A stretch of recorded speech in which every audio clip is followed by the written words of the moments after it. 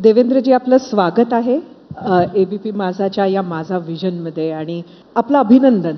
1 वर्ष सरकारला पूर्ण झालं, फडणवीस सरकारला.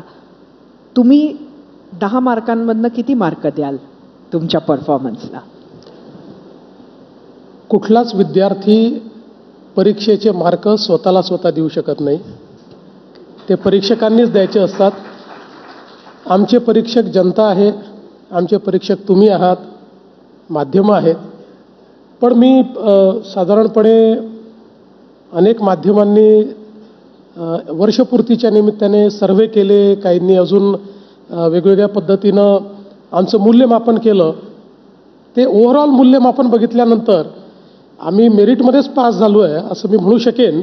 अर्थात हे जनतेने ठरवायचं आहे. आणि मात्र मला एवढं समाधान आहे की वर्षभरामध्ये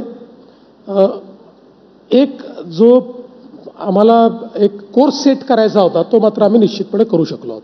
5 अशी कामं विचारलीत की ज्यामुळे तुम्ही समाधानी आहात. गेल्या वर्षात सरकारनं जी पूर्ण केली ती कुठली? खरं तर 5 कामं सांगणं सगळ्यात कठीण काम आहे. याचं कारण इतकी कामं केलेली आहे, त्यामुळे त्यातली कुठली कामं आपण चूज करायची. पण मी एक सांगतो, समाधान सगळ्यांनीच होतं. मुळामध्ये आपण एक लक्षात घ्या की हे सरकार आल्यानंतर पहिलं काम आम्ही काय केलं तर एक 150 दिवसाचा कार्यक्रम दिला. आणि या 150 दिवसाच्या कार्यक्रमामध्ये म्हणजे पहिले 100 दिवसाचा दिला, मग 150 दिवसाचा दिला. या 2 कार्यक्रमांमध्ये आमचा प्रयत्न काय होता तर प्रत्येक विभागाने आपला अजेंडा तयार केला पाहिजे, कोर्स करेक्शन केलं पाहिजे आणि जी काही आपली गाडी आहे ती रोलिंगमध्ये आणली पाहिजे. मुळामध्ये माझा जो काही जुना अनुभव होता त्या अनुभवाच्या आधारावर माझ्या एक गोष्ट लक्षात आली की जोपर्यंत आपण सरकारला इन्स्टिट्यूशन म्हणून बिल्ड करणार नाही, काय होतं, माणसं येतात, माणसं जातात, अधिकारी येतात, अधिकारी जातात आणि एखादा अधिकारी चांगलं काम करतो, दुसरा आला की तो डिस्टर्ब करून टाकतो. म्हणून सरकारला इन्स्टिट्यूशन म्हणून बिल्ड केलं पाहिजे. आणि म्हणून पहिल्या दिवशीपासून ते काम मी सुरू केलं.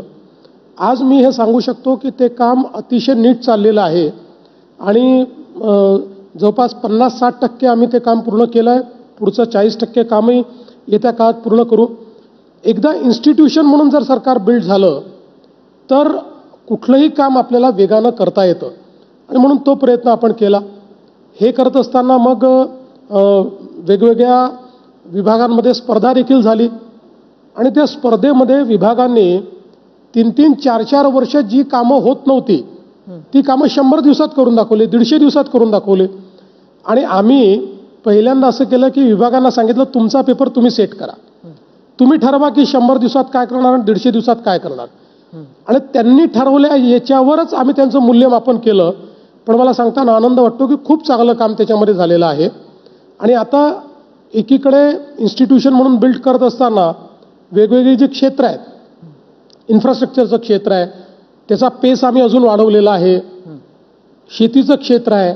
याच्यामध्ये परवाच आपण बघितलं असेल की एक कार्यक्रम आम्ही परवा केला छत्रपती संभाजीनगरला आणि तो पाथ ब्रेकिंग कार्यक्रम आहे. ज्या कार्यक्रमामध्ये गिनीज बुक ऑफ वर्ल्ड रेकॉर्डनी आपल्या जी MSCDCL आहे महावितरण कंपनी